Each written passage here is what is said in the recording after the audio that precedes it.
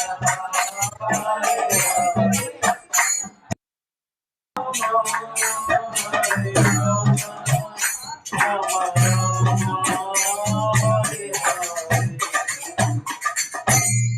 Krishna. It's just a loose connection, which took so long to figure out. It was not plugged in at the actual top of the screen. So we are beginning a series called Game, which is Gita for all made easy. Sorry, I was Sankarshan. Gita actually made easy, and Sankarshan's not very happy because he thought it was about games. So I like to apologize about that. We've kind of had a bit of a hiatus during exam season so that everyone can focus on their studies. And now we're back. We're going to go into what's quite a long series, but it covers different important points from the Bhagavad Gita in a way that's practical and useful, especially for the youth of this age. So it's targeted towards youth in general. This session itself is going to be more about the theory rather than... well, it will have applicable points, but it's going to be focused on the kind of the setting a foundation so that we can go further. And it's going to, as you can see, it's about the soul and reincarnation, which is quite a crucial point for anyone who's looking into understanding what the Gita says, why it's important, and what it means for us. So that's a really kind of basis, it's like a foundational basis from where we can further go on to. So we're going to go into a bit of an introduction on, if it works, yeah, there we go, into what we've covered previously and why they're useful here and now. So has anyone heard of epistemology? Trishki, you can't put your hand up. What is it? Study of knowledge? Yeah, the study of knowledge. It's how you know, or how do you know that you know things. And we've covered that quite elaborately in previous sessions in the system that's explained. There's three pramanas, three means of acquiring knowledge. The three fundamental ones are direct sense perception, pratyaksha, or inference, anuman, and shabda, hearing from someone else or taking it from someone else or somewhere else. And we talked about pratyaksha and anuman, or direct sense perception or inference, being flawed because of the four defects that we all have as people. Does anyone remember those four defects? Anyone that was there? Madhav? Imperfect senses. Imperfect senses, okay, that's one of them. Right, yeah. Yeah, tendency to cheat. Yeah, tendency to cheat. Any others? Illusion.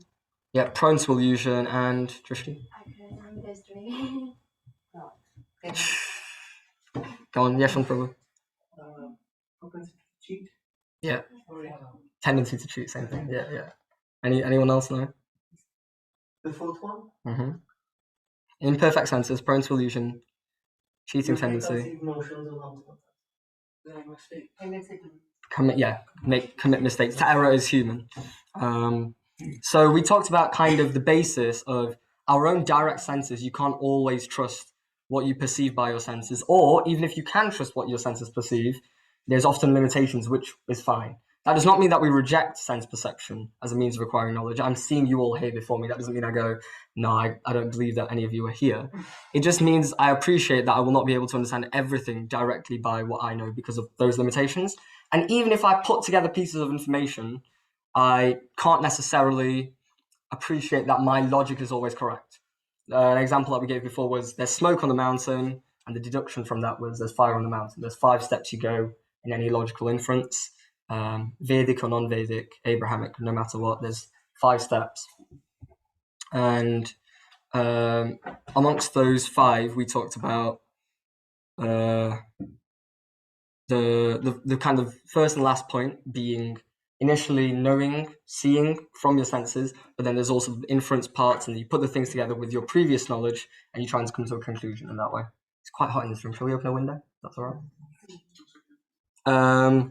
So we talked about epistemology, and then we talked about the Vedic literature as a source of knowledge. So this is not just for spiritual knowledge. This is both spiritual and material knowledge. All material knowledge you have can be found in the Vedic literature. Anyone remember, Madhav, you remember anything that we talked about?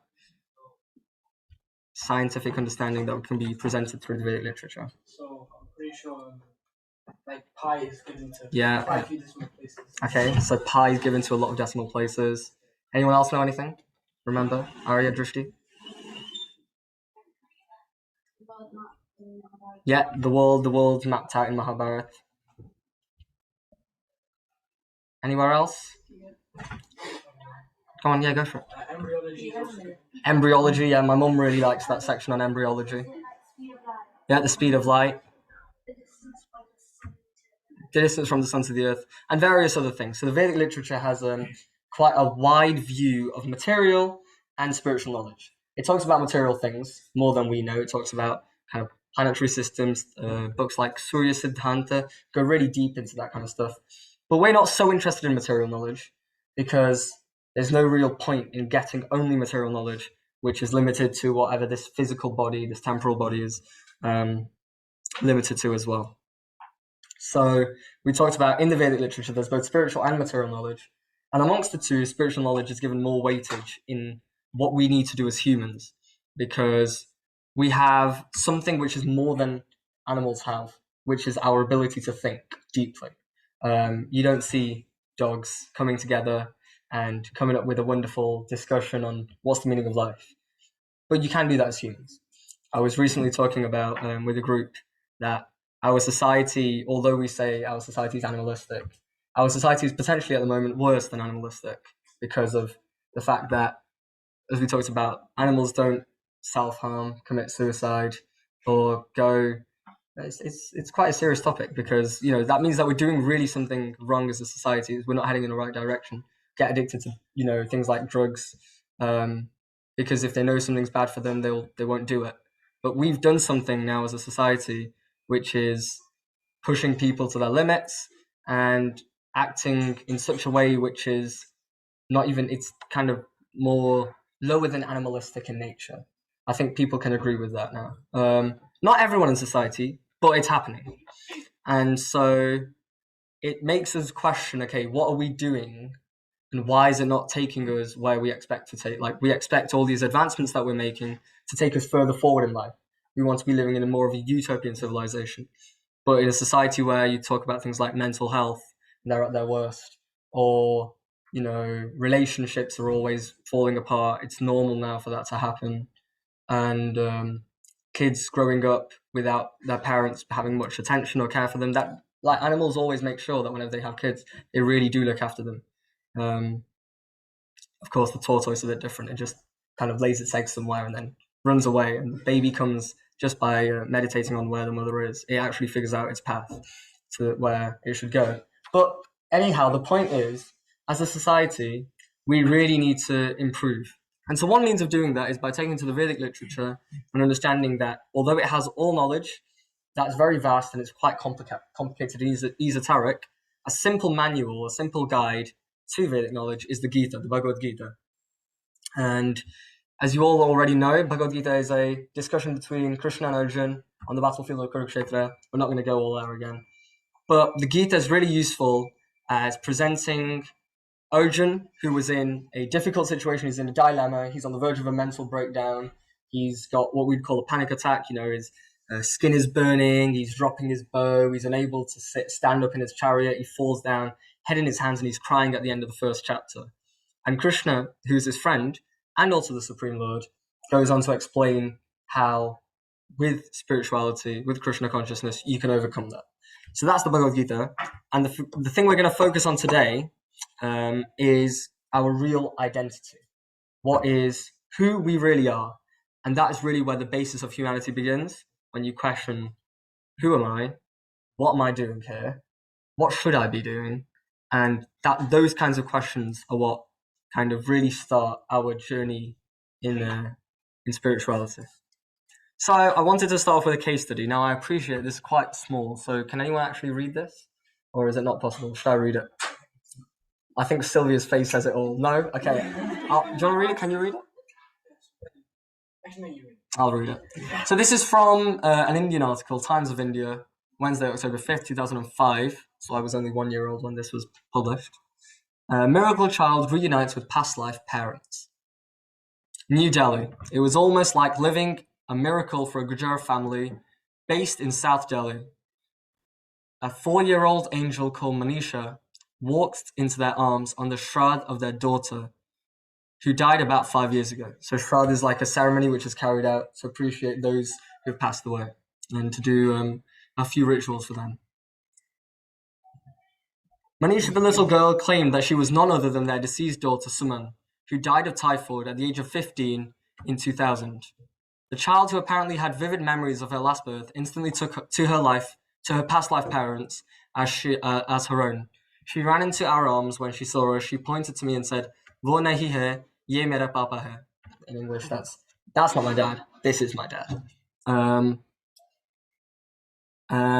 I'm going to go and skip through a little bit, but Manisha was born to Rampal and Kili Devi in a little village called Milakpur near Alwar, Rajasthan. At the age of 2, just the time she learned how to speak, she apparently told her parents she was Suman, not Manisha. That my name is not Manisha, she says in Hindi. My name is actually Suman.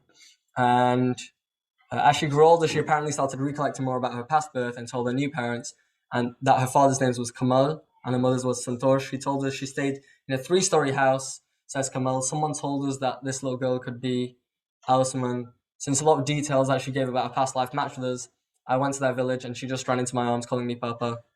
And yeah, she also went to meet her old parents in her previous birth. Hello, Mark. And now she lives peacefully with both her parents, both sets of parents.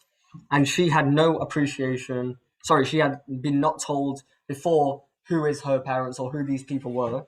And automatically she was like, yeah, these are my parents and I want to spend my time with them.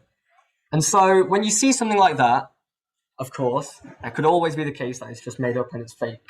And so that's why you have to look in large numbers. Does this actually happen as a small phenomenon? Is it just an anomaly? Or scientifically, you're looking at it, does it really happen in a larger scale? Or is this reincarnation just fake and made up? So this is just a case study of a random child who decided to tell the parents that they're not her real parents. Imagine you become a parent and you have a kid and they go, "You're not my dad and mum. Those are my parents, and this is what we actually do. And you're doing this wrong. You're doing that wrong. That's not how my mum would actually treat me." It's quite a shock. And so this is just one incident that I thought was quite interesting because of how young this case is. But it often does start at a really young age, and it brings us to this topic of identity. When we take and we seek knowledge, we always turn towards scriptural evidence, be it Christianity, Islam, Vedic system, Jainism. There's always some kind of scriptural reference which you take before you go on further to see, okay, what did they say about it? And because we know the Vedic literature is very vast, Krishna does talk about this a lot. And about 30 verses in the 2nd chapter, he's just banging on one point, which is about the identity of Arjuna. And you might think, your friends just had a bit of a panic attack crisis. Why are you not doing something else? Because after comforting Arjuna in the first 4 or 5 verses, Krishna goes on to explain the first fundamental point, which is, you're not the body, you're the soul. That this external covering doesn't define necessarily who you are.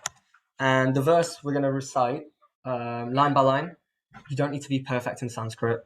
It's like, this is not a Sanskrit class, whether one can speak Sanskrit or not. This is a universal system. So don't be worried if you can't do it properly. Dehinosmin yata dehe Kaumaram yauvanam jara Tata dehantara praptir Dhirastatra namuhyati. Can anyone read the translation? Well, I can't see it, can I? Read it, mother. Go on, Madhav, yeah. As the embodied soul continuously passes in this body from boyhood to youth to old age, the soul similarly passes into another body at death. A sober person is not bewildered by such a change. Yeah, dhiras tatra namuhyati. Those who are wise are not bewildered by this kind of change. So Krishna talks about in the 2.13 here, that the identity of the individual is actually not this external creation, but rather is something different, something beyond that. And that's because identity is changing. And so, as we mentioned earlier, the soul continually passes in this body from boyhood to youth to old age. In one body alone, the soul is the same, but the body changes, right? So in one lifetime, that's the right word, the one lifetime alone, the body changes while the soul remains the same.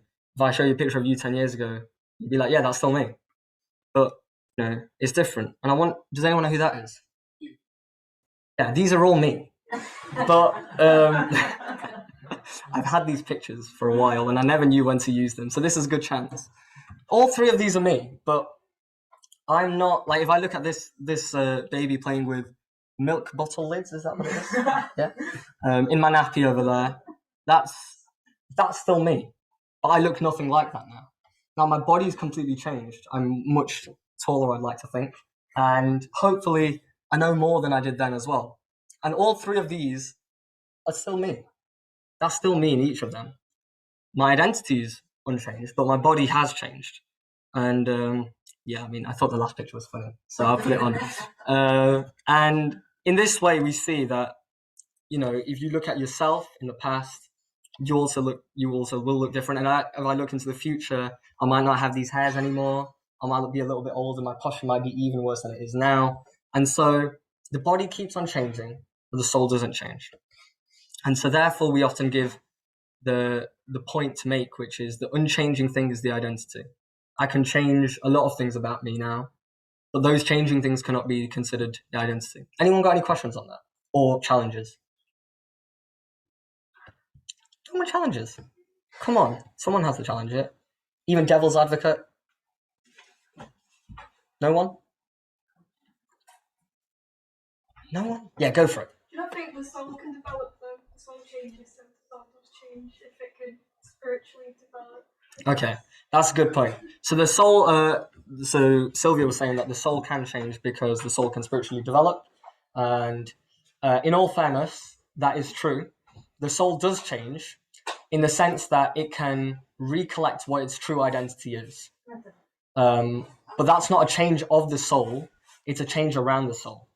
And actually, when we go on to that later, I've talked about my external coverings.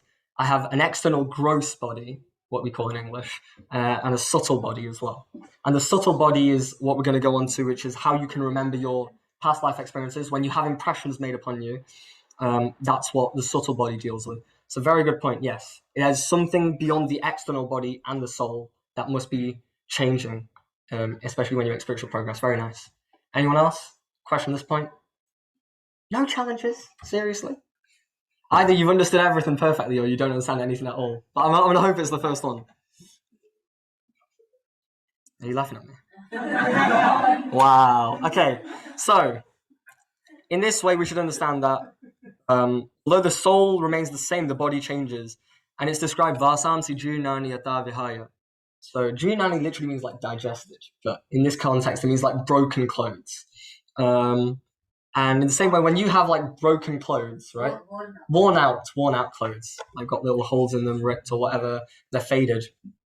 Those clothes, when you don't need them anymore, you throw them away. But just because your jacket's not good doesn't mean that you also jump in the bin with it. You just take off the jacket and you throw it in the bin. In the same way, after this body changes, when this body is no longer fit for use, we also give up this body, we cast it away, and we accept a new body at the time of death. And that's the concept of reincarnation, transmigration of the soul from various bodies from one body to another. And that leads on to something a little bit deeper, which is understanding what is life and what is matter. And I mentioned this earlier yesterday to Aryan Drishti, which is sometimes you cannot see the soul, and it's made very clear by Krishna that you cannot actually perceive the soul, see the soul with your own eyes. It's very small. And Krishna says, like, Ashcharyavat Pashyati Kashidinam. Those who hear of it describe it as amazing. Those who try and understand it describe it as amazing. It's something which is beyond our physical ability of realizing, but we can perceive it. And the way you can perceive the soul's existence is through consciousness. And it all comes in the difference between what is the difference between a living body and a dead body. Last time, I think when we raised this point, Madhav said the brain's not working. Okay, but why? The same chemical substances are there. So like matter-wise, the same things are there. They're just not functioning. And if you're looking in terms of, okay, the heart's not beating as well, but why? The heart's still there. So why? What is that? There must be something beyond the mere body which is causing the body to function. And that's when we come on to the soul. And the difference between a living body and a dead body is consciousness. I can think, I believe I can anyway. And so that should indicate that the presence of the soul is there. In the same way, although you might not see glucose in a glucose test, when you test for glucose, you're all past high school. Bhakti and Tanmay, have you done it? Have you done glucose tests yet? Okay, when you do a glucose test, you put Benedict solution into a tube, and it goes from kind of like a yellowish color into a more blue-black, I believe. And so, although you've not seen the glucose, what you've done is you perceived the glucose is there by the change. And so, in a similar fashion, although you may not be able to see the soul, you can perceive its effects in that way through consciousness. So that's the first thing. The second thing is, life always comes from life and not from matter. Matter is inert by nature, and it needs something beyond it in order to make it interact.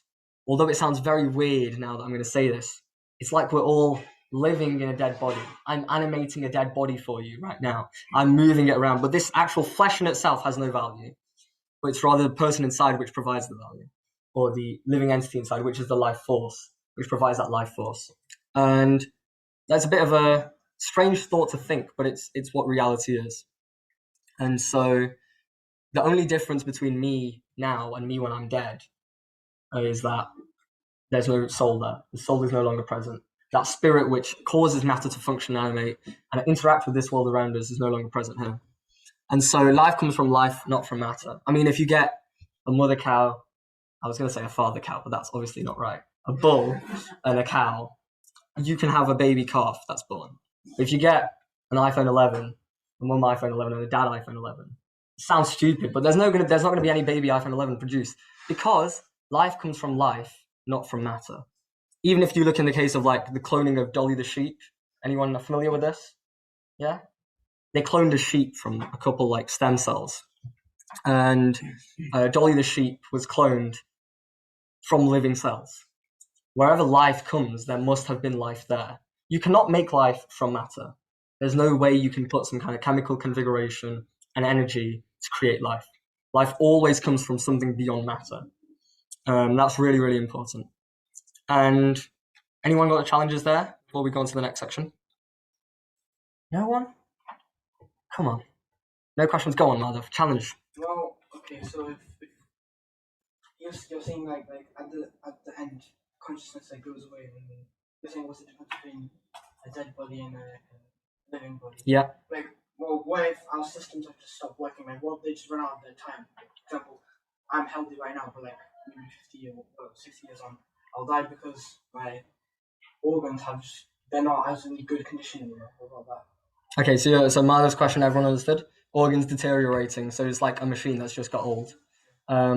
So in order to state that point, it actually does back up the evidence of the soul, because it shows that with matter is finite. So over time, any material system you have will get worse, and it will, in due course of time, any civilization, any big thing that you create, at some course of time, it will be removed. Of course, that's why people talk about legacy, because that's the only thing that can stay by word of mouth.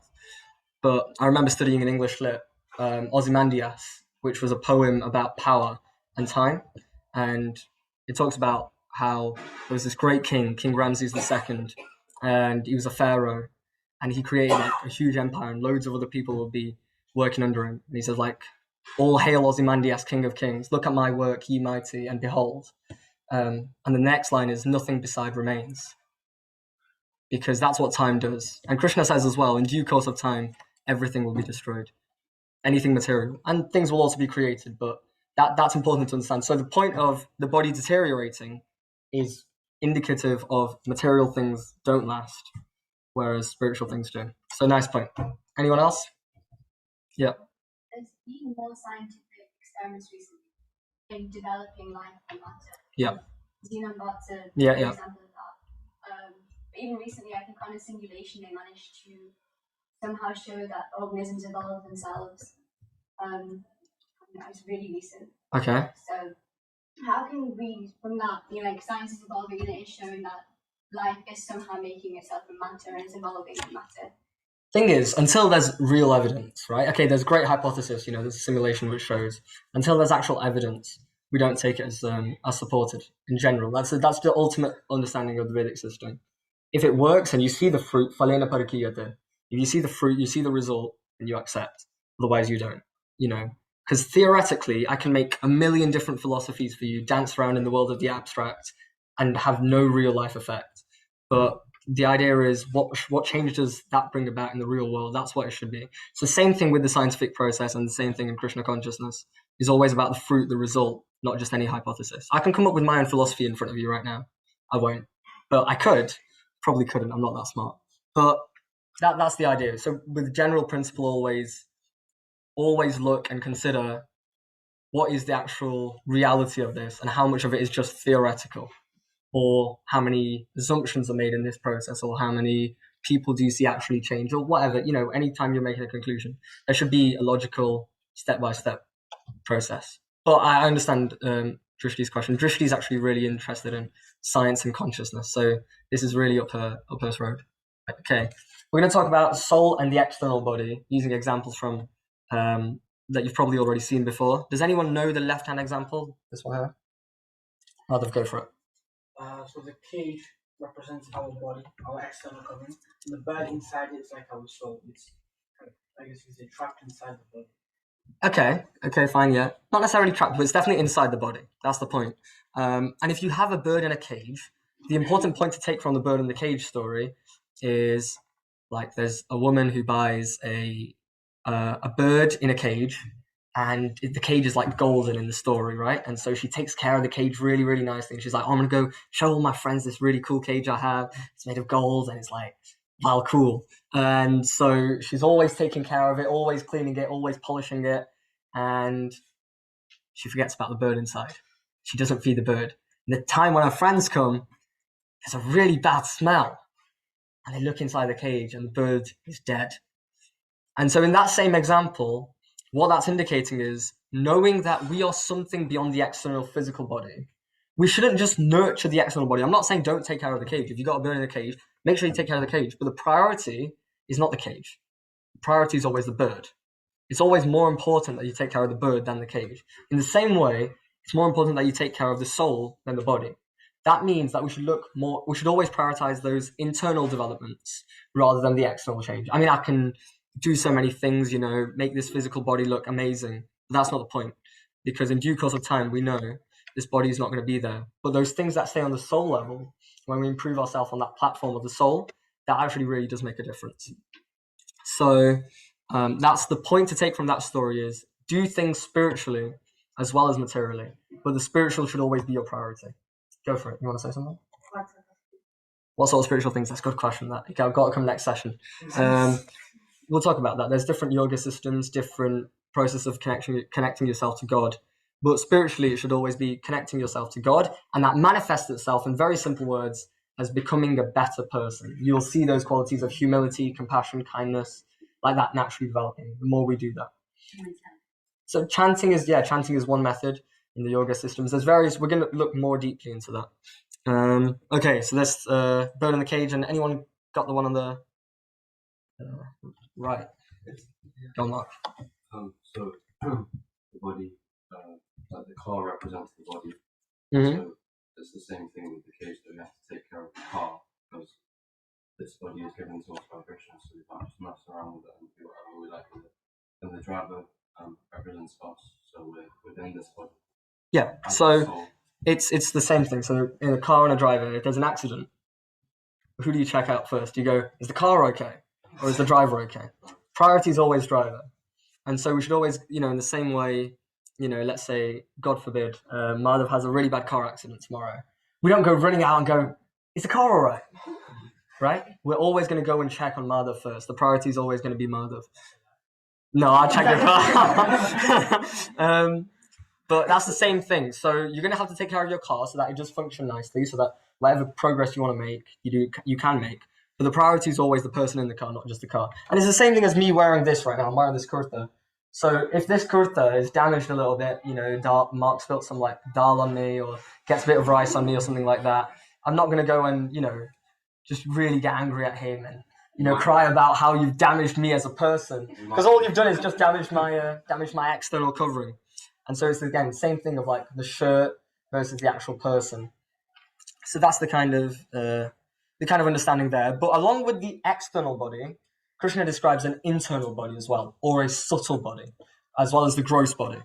And this body comprises of three things: the mind, the intelligence, and the false ego. The mind is the thing which does your thinking, right? The intelligence is about reasoning whether it's right or wrong. And the false ego is the false identification of the body as the self and us as the controller. That's considered the false ego.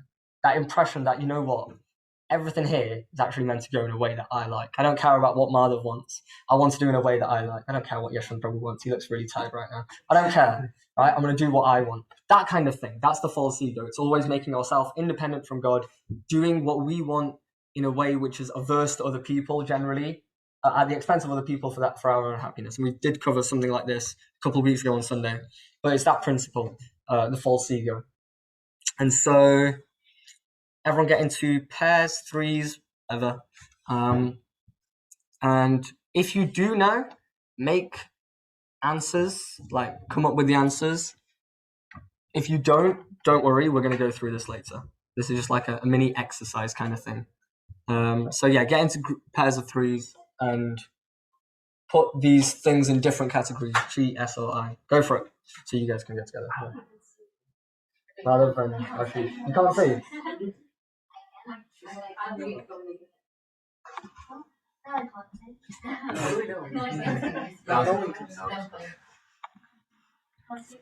Is it bigger? Not by much. Okay, go for it, yeah. Come on, talk.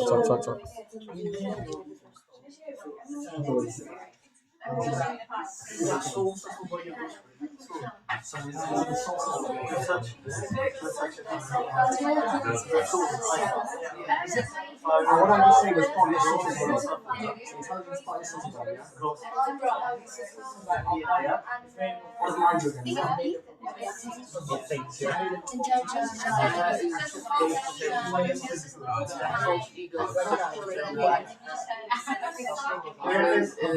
Let's look at these. What are these other ones? Earth, fire, air, water. What's that? So this point that we have, right? So that's like carbon. That's the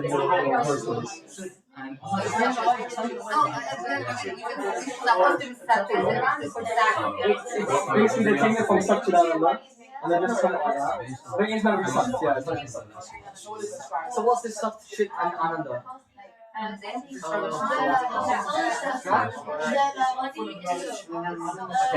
what's that? Yeah, soul is full of knowledge, the soul is intelligence.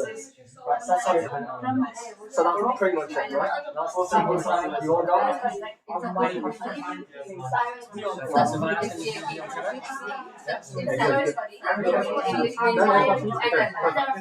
Some people ask, is this soul is full of knowledge? You're full of knowledge, right? You should. And the reason why is because his body is there, conditions us, so it stops you from understanding fully. Okay?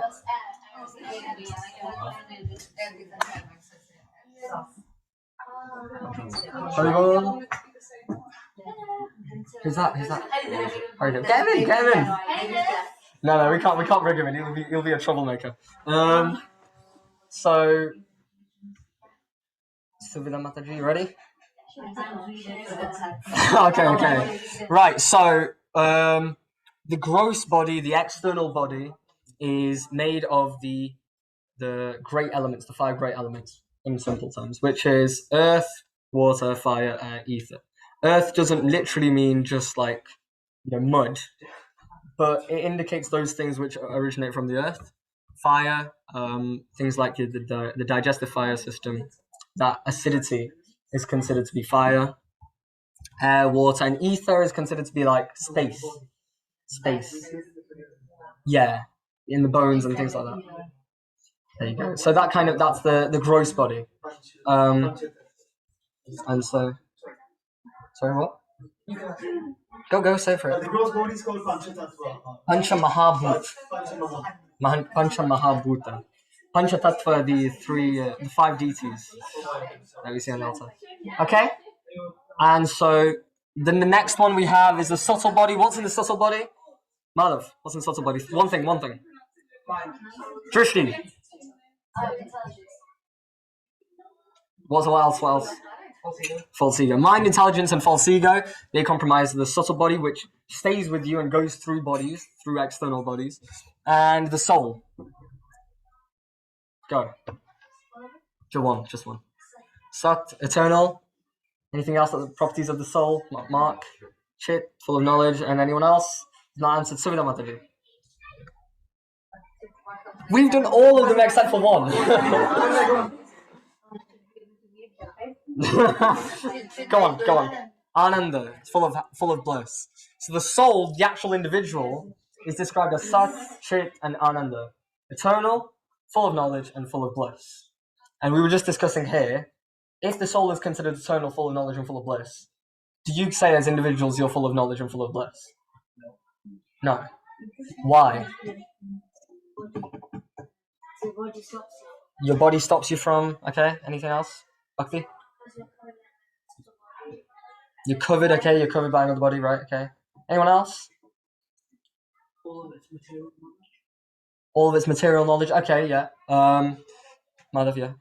The subtle body that kind of stops it, so like Subtle body stops, okay. Right, so the soul is covered by these coverings, and these are all material coverings. Mind, intelligence, false ego is subtle, and the 5 elements that we mentioned are all gross. But these are all material coverings, and it's these material coverings that condition us. And this is what we'll go on to that later. They condition us and they stop us from recollecting our true identity and therefore our true purpose, and therefore engaging in those right activities, which is why we engage in so many other activities. And so an easy way of understanding this is through hardware and software. And again, there's only 10 there. It's kind of a matching exercise. Get into your pairs and threes, try and match the 2 together, and then any questions we'll do at the end. So let's go for it. Right. Pairs and threes, same. Go on, go for it. As quick as you can. I was like, You take one from the letters, one from the numbers, and you connect them. oh yeah, alright. Not everyone is like 19, that's what. What? That's right, so. Is this really small? Not for me. I can see it. We can see it even better. Can you see even better now, yeah? Wait, here we go. Clear now. Oh. Bigger. There we go.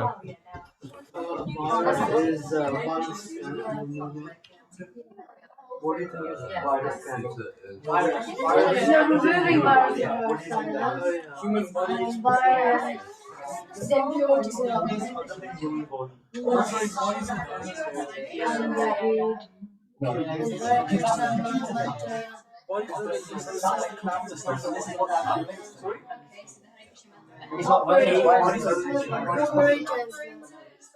Nothing was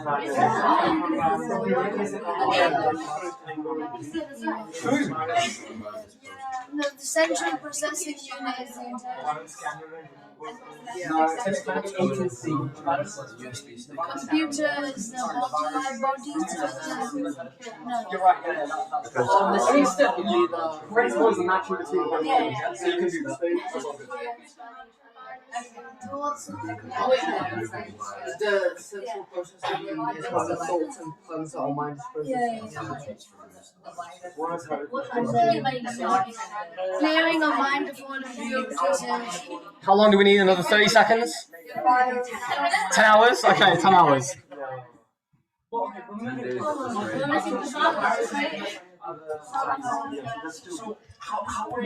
Mark and Yeshua, we're not even talking. Are you finished? Damn. Trying to figure out. I'm trying. It's gonna take another 10 days.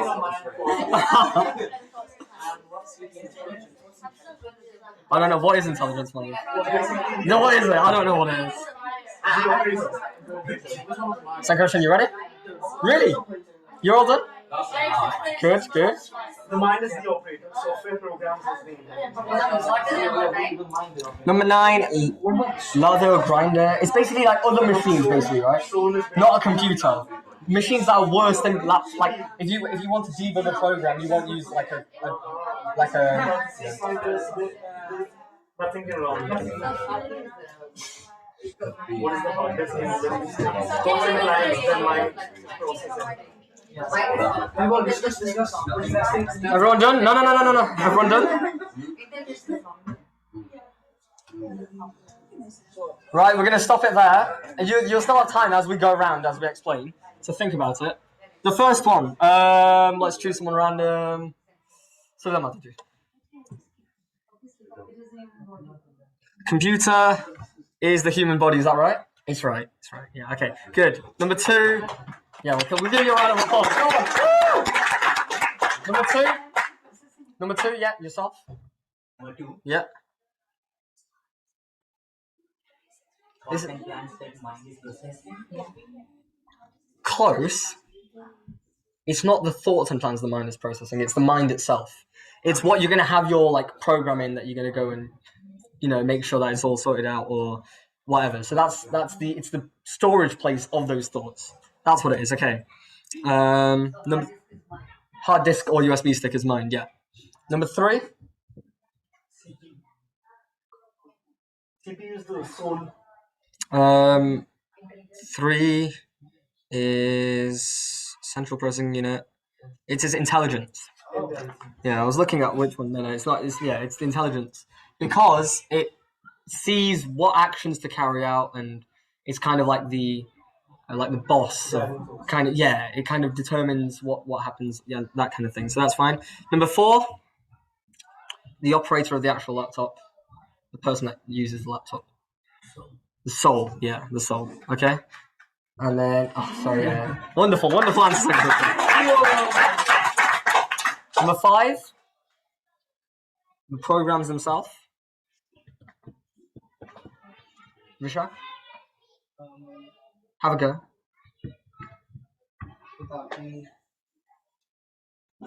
Experiences. Number 5 is various experiences, thoughts, desires. Things that you have, as Drishti mentioned recently in yesterday's thing. It's like an internet browser with your favorites and history and things like that. So that's the kind of thing again here. Your various experiences, they leave an impression on you and you have them stored somewhere. So those are the programs that you store.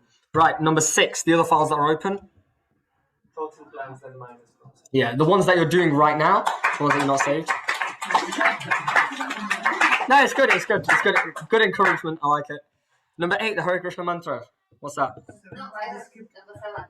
Oh, sorry, the virus. Yeah, sorry, I skipped the virus. No one said COVID, yeah. Go, Ari. Go for it. Impurities in our mind, like Yeah. Perfect, yeah. And then number 8. You mean the virus can No, the Hare Krishna mantra. The Hare Krishna mantra is C. The virus can remove it, yeah, that's right. And number 9. Grinder are the machines that you cannot necessarily debug your programs on. Go on. Body other than the human body. Number 10, the process of removing the virus. I think you know mine. Yeah, F.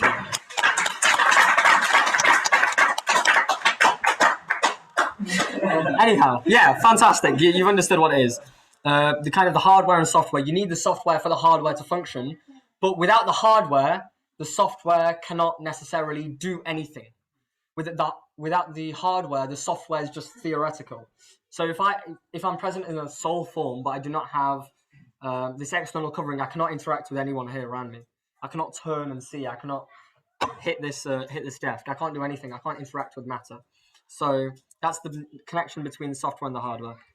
And so we talked about those 6 impurities, and these come due to contact with matter. I think in the Christian faith it's called like the original sin, something along those lines, of where the fact that they Adam and Eve committed like a sin earlier, that means that all of us have some sin in us. It's something along those lines. Similarly, in the Vedic tradition, the idea of conditioning, which is when you come into contact with material nature, the external energy of the Lord, you get in these impurities, which also form as part of the subtle body: lust, anger, greed, illusion, madness, and envy or jealousy. And these are called anartha sometimes in Sanskrit, if anyone's heard that term. Artha means meaningful. Anartha means things that lack meaning. None of these bring about any good. And so these are the reasons why we're not able to experience the eternal, full of knowledge or full of happiness nature of the soul, because of this contact with matter. And so we actually talked a little bit about this already in one of the Kirtan Sundays, but we attempt to derive happiness by externally getting our senses to go and meet their sense objects, getting the nose to smell something nice, or this body to have a nice experience, or like that. We try and connect our senses in a way that makes them happy, and we try to derive happiness that way. But that's obviously not going to work, because that's not where real happiness is going to come from if that's not our real identity. So if our real identity is the soul, we should be doing things on the platform of the soul. Originally, we're all joyful spiritual beings in the company of God, but when we desire to enjoy these separate from God, we're sent to the material world. This pure soul is awarded a mind to store the desires, and a gross body to give shape to the desires which are stored in the mind. Spirit soul first accepts a body that is in a human form after accepting all the other previous bodies that are available in existence. And so as humans, we have some animal-like and angel-like desires in our mind. If one gets the association of spiritualists... It's not on the screen. Yeah, it's not. Oh, okay. I'm just reading separate. If one gets association of spiritualists, they can elevate their consciousness and behave more like an angel. And bad association of materialists, they end up behaving more like animals. So that's the kind of basic principle of how happiness conditioning, the soul, the subtle body, and the gross body work. Which is a big thing in the Gita, and we've just covered that in 1 hour, which is pretty good. So we'll go on to the focus of next session later. We won't cover this section. We'll skip that. We'll talk about that next time. I thought we'd just talk about various scientists and philosophers who've also talked about reincarnation from other traditions as well. Throughout the centuries, a surprising number of intelligent, non-fanatical thinkers have believed in reincarnation. I'm confident, says Socrates, that there truly is such a thing as living again. The living again spring from the dead, and the souls of the dead are in existence. Ralph Waldo Emerson agrees. The soul, he writes, comes from without into the human body, as into a temporary abode, and goes out of it anew. It passes into other habitations, for the soul is immortal. Thomas Edison, Benjamin Franklin, Tom Paine, and a list of others. It's just a kind of brief of what we've already covered, so I'm not going to go too in-depth in this. But one person I did want to talk about was this guy. You can read that, right? People can read that. Yeah. Who have I not picked on yet? Yourself. Can you try and read the beginning? Yeah.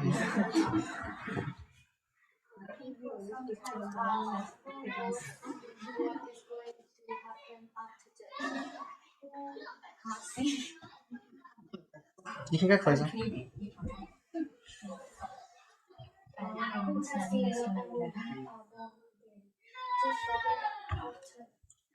Just forget this afterlife business and enjoy that now. Here we besides attractive proof for reincarnation based on the research we've done.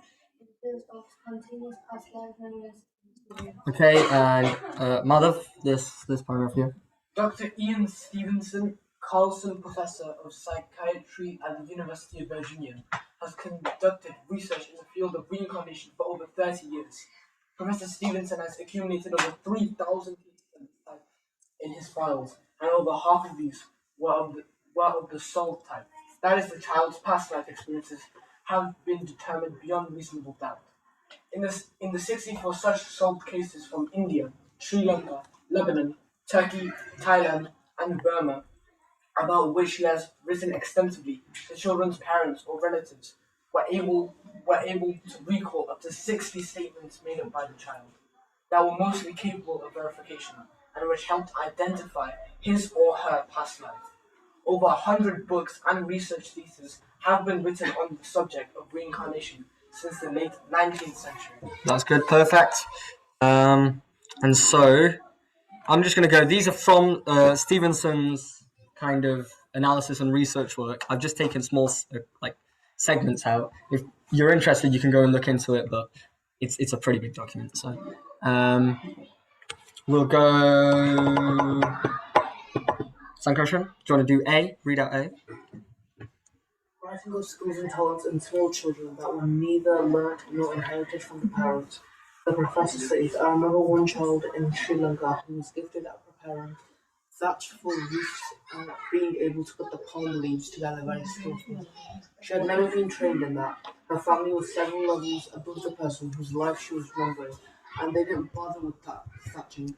They had galvanized tin roofs.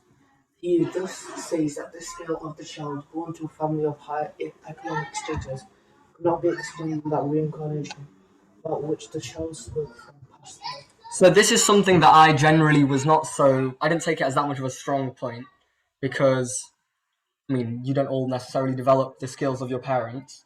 But the point that Stevenson makes is that at such a young age, the only people you copy from are your parents. And so that kind of experience does rely on something beyond parental intervention. Now, there could just be someone that she saw thatching roofs outside. But then he goes on to speak of how they're in like a higher economic status family, and he rules out like a bunch of small assumptions like that, and goes on to explain that there would be no other logical explanation other than that is from a past life, that she does talk about a past life experience. Okay? Anyone wants to say anything? Anyone wants to say anything before we go on to read? Yeah, Chandra, go for it. I just remember there is one more case like... There's a lot, but there's 3,000, so... One case I remember, which was like the skills, because there was one pilot in the World War. Yeah, we're going to come on to it, actually. Yeah, you can't be leaking this stuff early. Oh. No, it's good, that's good, yeah. Everyone okay with that? That's one thing I didn't take that as that like solid kind of in my mind. It didn't resonate with me. I thought the other ones were stronger points than that was. Phobias. Ashish Prabhu. Oh, sorry, Tanmay. Writing on phobias, he says phobias and inhabitations are much commoner phenomena, and in about 50% of cases the child has phobia. Sometimes expressed very young, nearly always related to the mode of death of the person whose life is remembered. That's enough. So that's basically it. It's if they died by drowning, they'd be really scared of water, that kind of thing. And so that idea of phobias from the previous birth do have strong impressions on the subtle body and can therefore go further into other births, as also mentioned.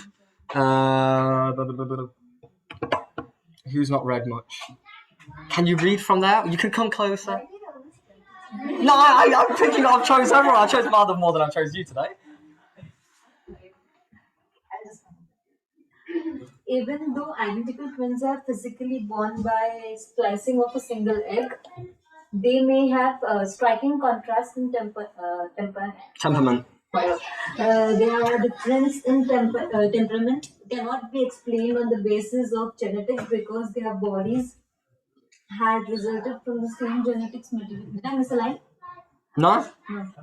Genetic material. The difference in temperament is because of two different souls reincarnated in two different bodies that are genetically identical. When someone seems to have a trick of... That's enough. Yeah, perfect. Sorry. Yeah, so this Stevenson's explaining here that although genetically they're identical, they have completely different contrasts in their initial nature just as children. Of course, later as you go in life, there's experiences which are obviously going to make you different people. No identical twins are actually identical. But as a child, a couple of days after birth, one being far more active and one being very docile, these kinds of things are to do with the innate nature which is present from a previous life. And so that's what that's about. And You can't agree with that. You can't agree with that much? Have you seen identical twins? Yeah, they do have different personalities. Yeah. Yeah, that's what we're saying. But even we're talking about from birth, because later, of course, everyone's going to have different personalities. Yeah, that's the point. So how can that be? That shows that it's more than genetics. Therefore, there's the presence of the previous impressions, the samskaras, which go on into the next births. That's it. So we'll see everyone next Sunday.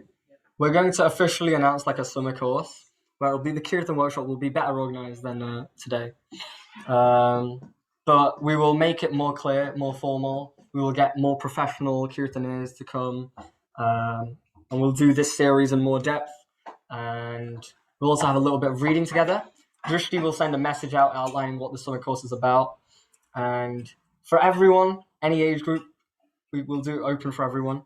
But we'd like people to join because it's a nice way of at least spending your summer in connection with spiritualists. But also, 7? 7-8-year-old. Do you have any 7-8-year-olds there? Oh, go for it. Yeah, fine. Yeah, that's fine.